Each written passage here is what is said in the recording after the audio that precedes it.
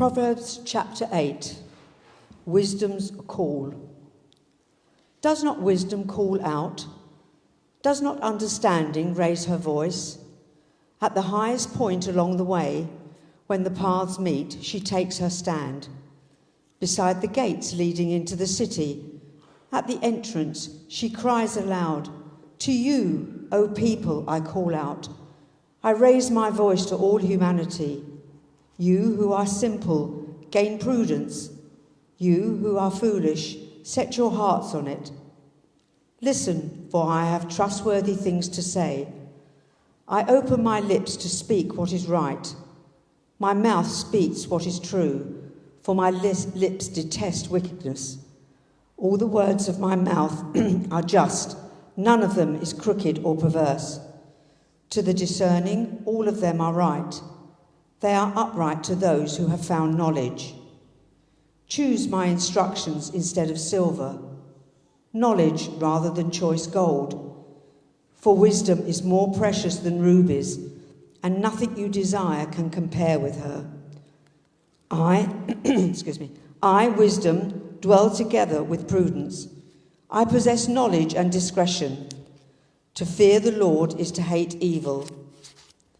I hate pride and arrogance, evil behaviour and perverse speech. Counsel and sound judgment are mine. I have insight. I have power. By me, kings reign and rulers issue decrees that are just. By me, princes govern and nobles, all who rule on earth. I love those who love me, and those who seek me find me. With me are riches and honour, enduring wealth and prosperity. My fruit is better than fine gold. What I yield surpasses choice silver. I walk in the ways of righteousness, along the paths of justice, bestowing a rich inheritance on those who love me and making their treasuries full. The Lord brought me forth as the first of his works. Before his deeds of old, I was formed long ages ago, at the beginning when the world came to be. When there were no watery depths, I was given birth. When there were no springs overflowing with water, before the mountains were settled in place, before the hills, I was given birth. Before he made the world or its fields, or any of the dust of the earth, I was there where he set the heavens in place. When he marked out the horizons on the face of the deep, when he established the clouds above and fixed security by the fountains of the deep, when he gave the sea its boundaries, so all the waters would not overstep his command, and when he marked out the foundations of the earth, then I was constantly at his side. I was filled with delight day after day, rejoicing in his presence, rejoicing in his whole world, and delighting in the human race. Now then, my children, listen to me. Blessed are those who keep my ways. Listen to my instructions and be wise. Do not disregard it. Blessed are those who listen to me, watching daily at my doors, waiting at my doorway. For those who find me find life and receive favour from the Lord. But those who fail to find me harm themselves. All who hate me love death.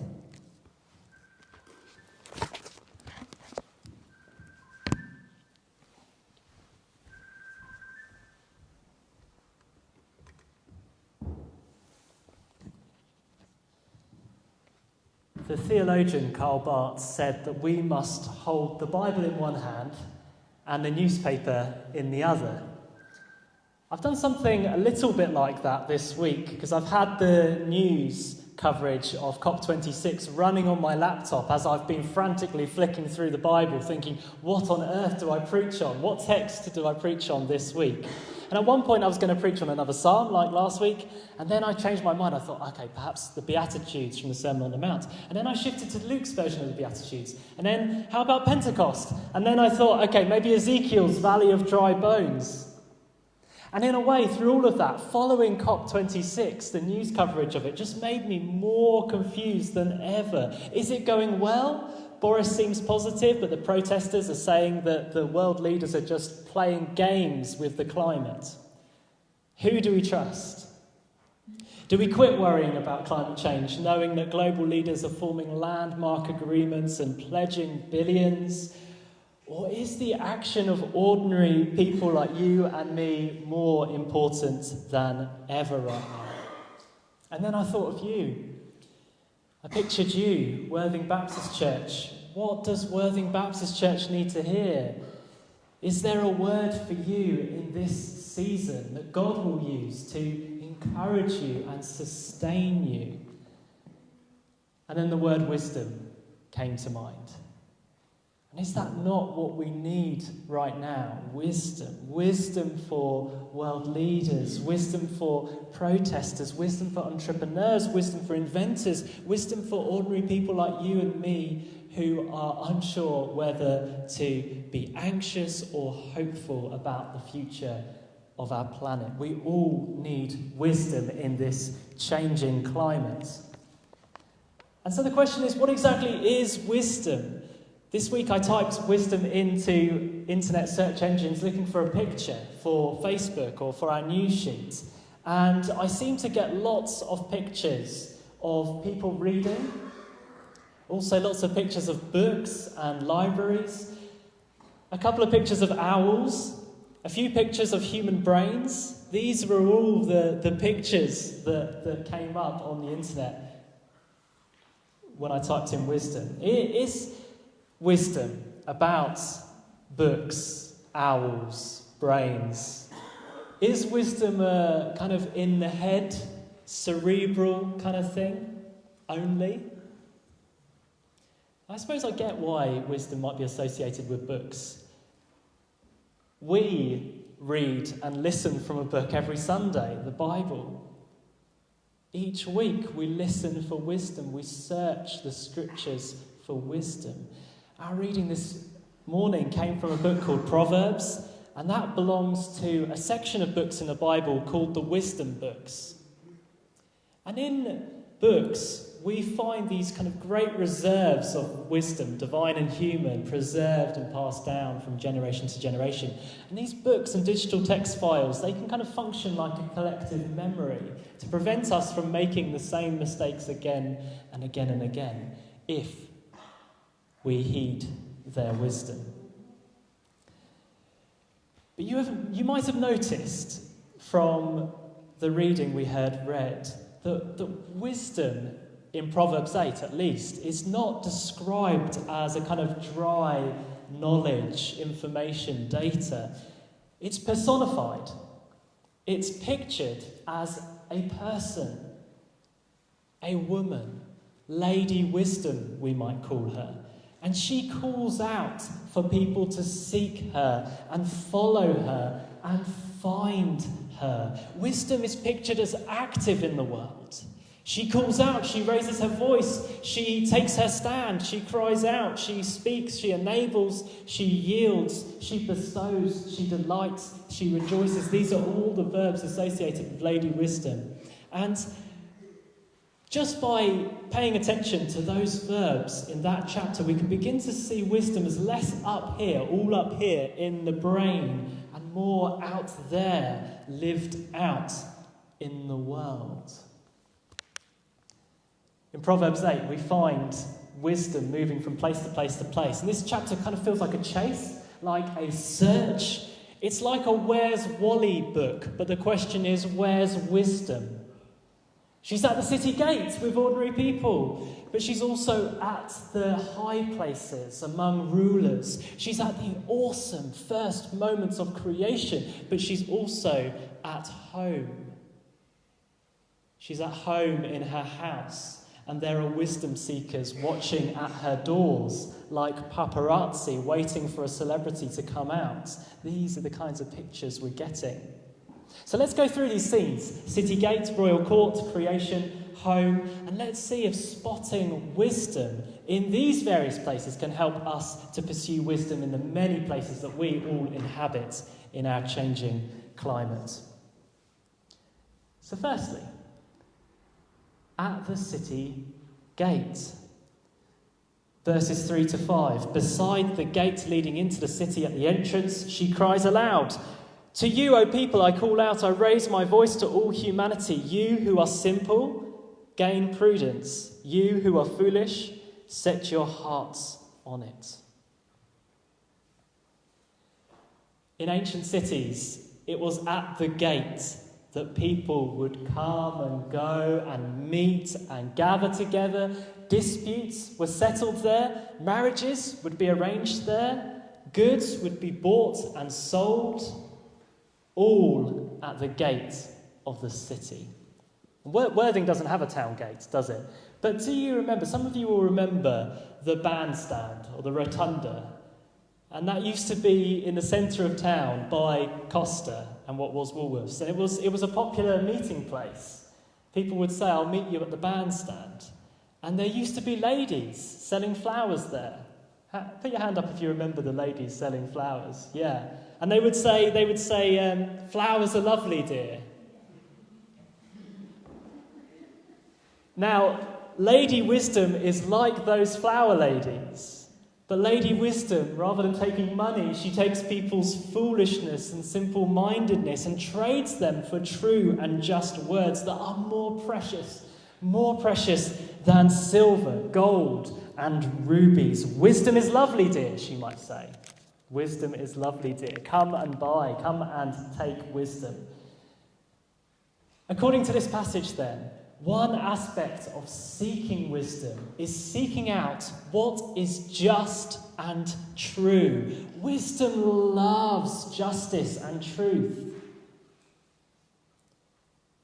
And so I wonder, perhaps Lady Wisdom's presence at the city gate, the place of buying and selling, might remind us of this great opportunity that we have to be wise wherever we buy things and whenever we buy things. It's commonly quoted that 71% of global greenhouse gas emissions are produced by only 100 companies. But of course, it's us who consume the things that these companies produce. And so some questions that came to mind as I was preparing this sermon that we can ask when we are buying things is questions like these. Do I need it? What fossil fuel was burned, if any, in its production and travel? Is it something that needs more fossil fuel to keep going? Did the people who worked on this get a fair price for their work? Was it fairly traded? How long will it last? And where will it go after I'm finished with it? I completely realise that we can't answer those questions for everything that we buy, but even if we were just to answer one or two or consider one or two, we're beginning to seek wisdom, truth, justice at the city gate or marketplace or online shop. And if the result of that is that our lives are full of fewer things that we don't need, guzzle fossil fuel, and were made by unjust means and won't last very long, then I think we will have sought wisdom in this area of our lives. So let's move on now. Where's wisdom? Wisdom is at the city gates, but she is also in the royal courts. Verses 14 to 16, counsel and sound judgment are mine. I have insight, I have power. By me, kings reign and rulers issue decrees that are just. By me, princes govern and nobles, all who rule on earth. Isn't Lady Wisdom cool? I think she's so cool. She basically says that any just decrees, any good governance, any good politics, it all happens through me, by me, wisdom. Wisdom enables good politics and governance. She's the high standard, and all suffer when she's not sought. But thank God that she is being sought. Even at COP26, she is being sought, however imperfectly.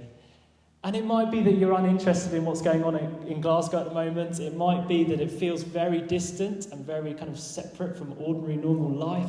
But there is at least one direct link.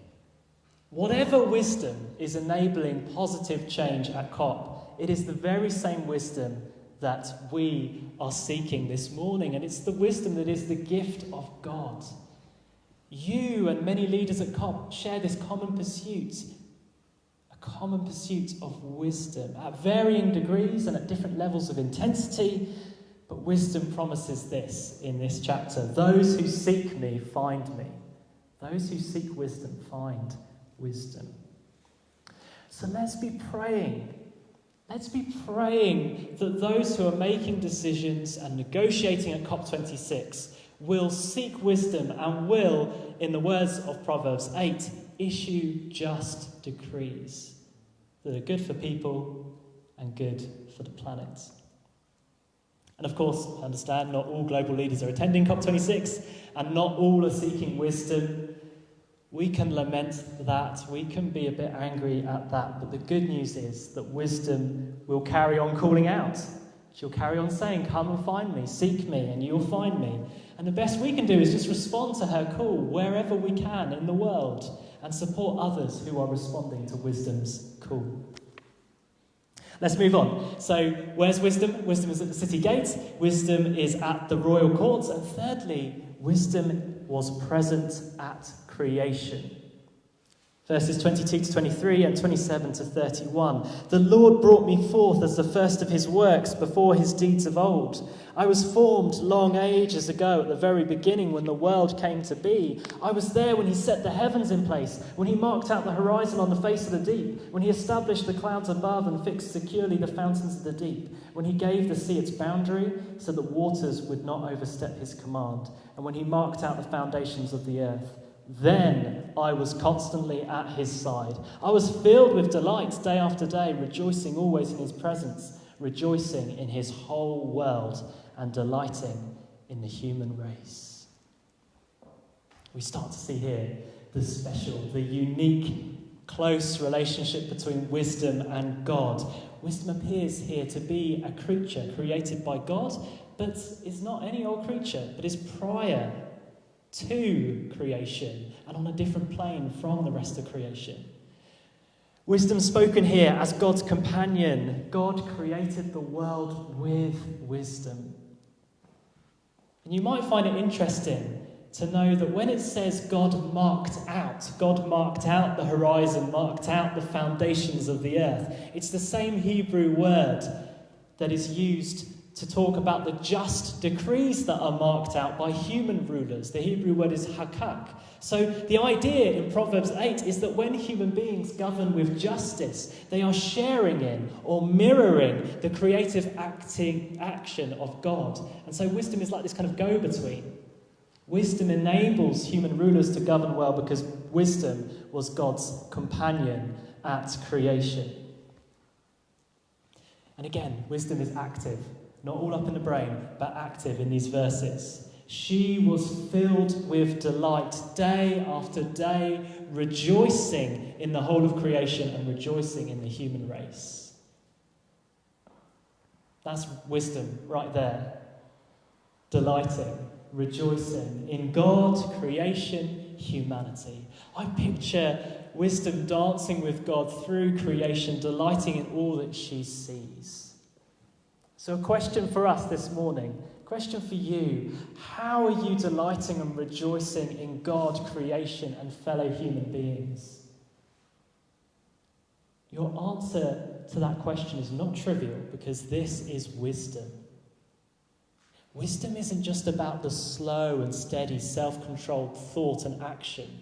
Wisdom is spontaneous. Wisdom is delighting and rejoicing. And we're all invited to seek and find this wisdom that was at creation.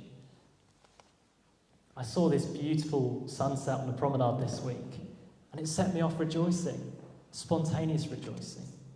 I met with some brilliant and extraordinary people this week, some of them here, and it set me off rejoicing and delighting that they even exist.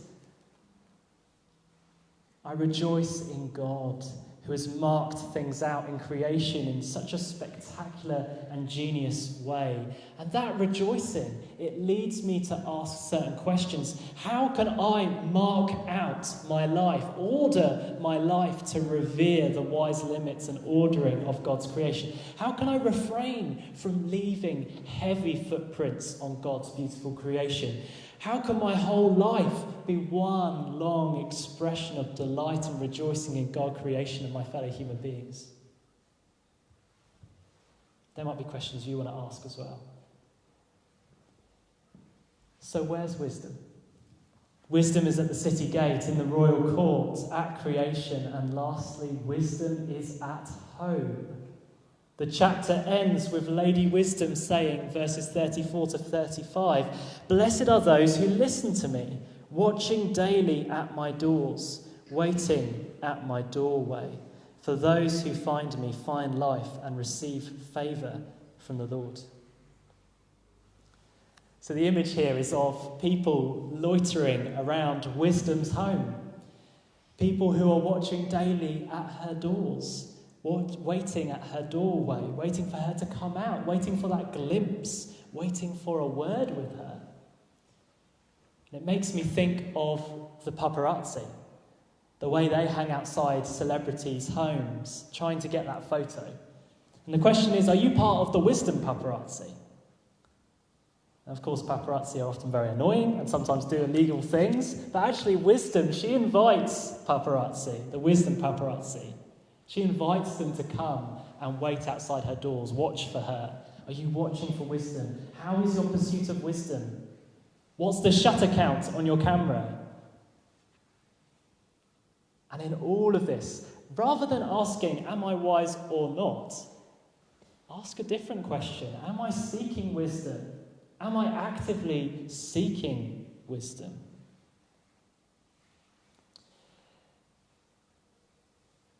And with the climate in mind, because this COP26 conference is still ongoing, with the climate in mind, I think wisdom's presence in the domestic setting is significant.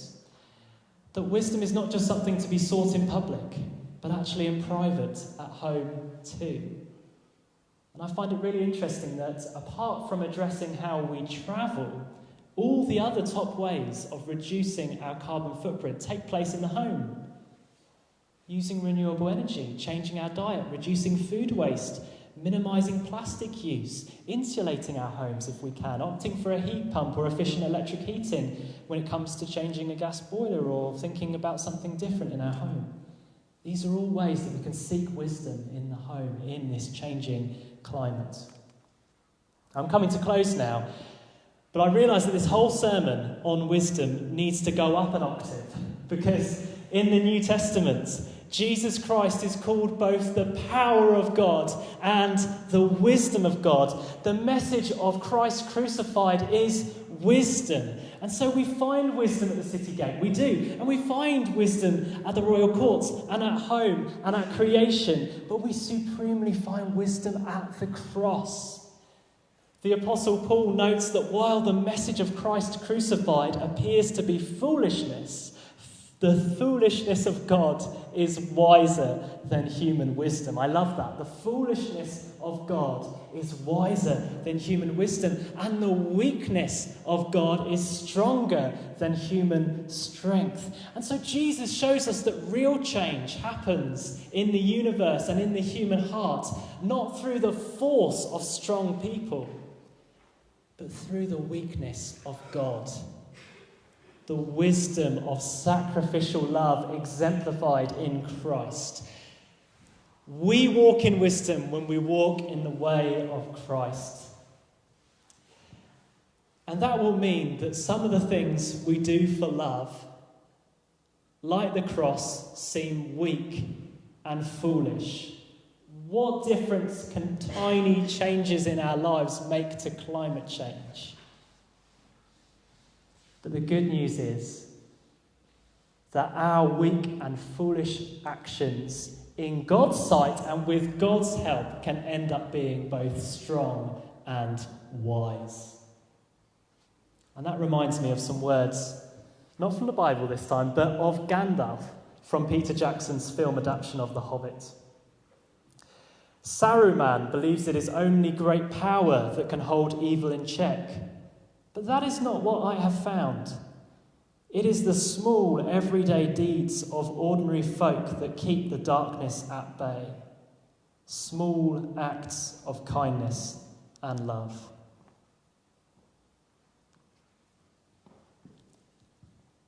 So not great power, but the kindness and love of ordinary people. So may we, ordinary people, wisdom seekers and Jesus followers, carry out those small acts of kindness and love to keep the darkness at bay. Amen.